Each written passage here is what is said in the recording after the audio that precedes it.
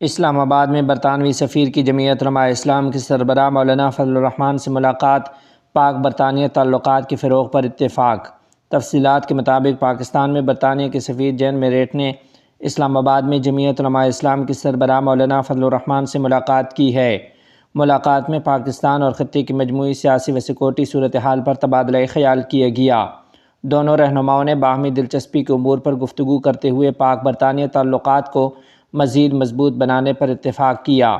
اس موقع پر خطے میں امن و استحکام، باہمی تعاون اور دو طرفہ تعلقات کے فروغ کے مختلف پہلوؤں پر بھی بات چیت ہوئی۔ ملاقات میں جلال الدین ایڈوکیٹ اور انجینئر ضیاء الرحمان بھی موجود تھے۔ جامعہ دارالعلوم حقانیہ کوڑا خٹک میں یمن سمیت مختلف ممالک کے معزز وفود کی آمد۔ تفصیلات کے مطابق جامعہ دارالعلوم حقانیہ کوڑا خٹک میں علماء، فضلاء اور معزز مہمانان گرامی کی آمد و زیارت کا سلسلہ مسلسل جاری ہے۔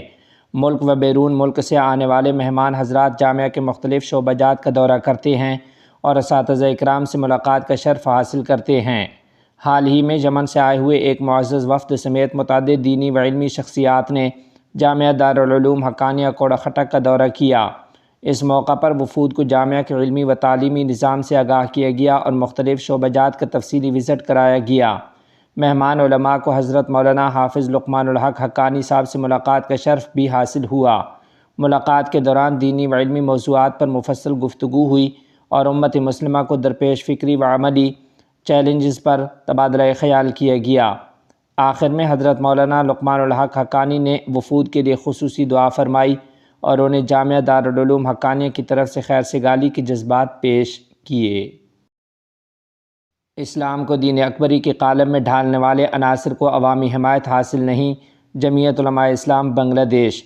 تفصیلات کے مطابق جمعیت علماء اسلام بنگلہ دیش نے کہا ہے کہ جو عناصر بادشاہ اکبر کے دین اکبری کے طرز پر اسلام کو اپنی خواہشات کے مطابق پیش کرنا چاہتے ہیں، انہیں دیندار عوام ریاستی اقتدار میں نہیں دیکھنا چاہتے۔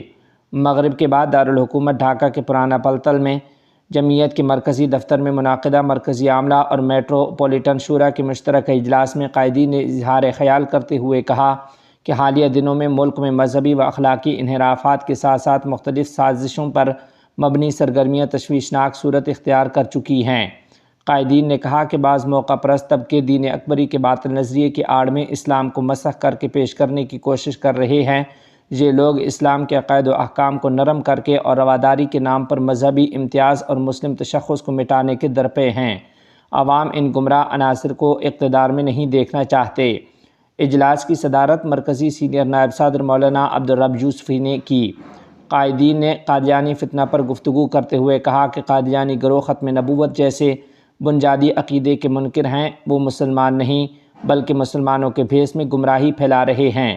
اس لیے پاکستان سمیت متعدد مسلم ممالک کی طرح بنگلہ دیش میں بھی قادیانیوں کو سرکاری طور پر غیر مسلم قرار دینا وقت کی اہم ضرورت ہے تاکہ امت مسلمہ کو فکری انتشار اور گمراہی سے محفوظ رکھا جا سکے۔ مزید کہا گیا کہ اسکون نامی تنظیم منظم سازش کے تحت ہندو نوجوانوں کو مسلمانوں کی طالبات کے ساتھ دوستی کے جال میں پھنسا کر اغوا اور زیادتی جیسے سنگین جرائم میں ملوث ہے۔ یہ حرکات نہ صرف مذہبی اخلاقیات بلکہ ملکی امن و ہم آہنگی کے لیے بھی خطرہ ہیں۔ رہنماؤں نے حکومت و انتظامیہ سے مطالبہ کیا کہ ان واقعات کی فوری اور شفاف تحقیقات کر کے مجرموں کو عبرتناک سزا دی جائے اور قوم کو اسلام، ختم نبوت کے عقیدے اور مذہبی روایت کے تحفظ کے لیے بیدار رکھا جائے۔ ریاست کے وزیر اعظم کے اقتصادی معاون، نائب وزیر اعظم برائے اقتصادی امور ملا عبدالغنی برادر اخند نے سعودی عرب کی کمپنی ڈیلٹا انٹرنیشنل کے چیف ایگزیکٹو شاہر التقاط سے ملاقات کی۔ وزارت عظمیٰ کے اقتصادی شعبے نے بتایا کہ اس ملاقات میں امریکہ کے سابق نمائندہ خصوصی برائے افغان مفاہمتی عمل زلمہ خلیل زادہ بھی شریک تھے۔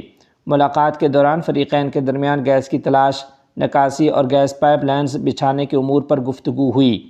مذکورہ کمپنی کی چیف ایگزیکٹو نے افغانستان کے تیل و گیس کے شعبے میں سرمایہ کاری میں دلچسپی کا اظہار کیا اور وعدہ کیا کہ وہ اپنا تجربہ افغان انجینئروں کے ساتھ شیئر کریں گے۔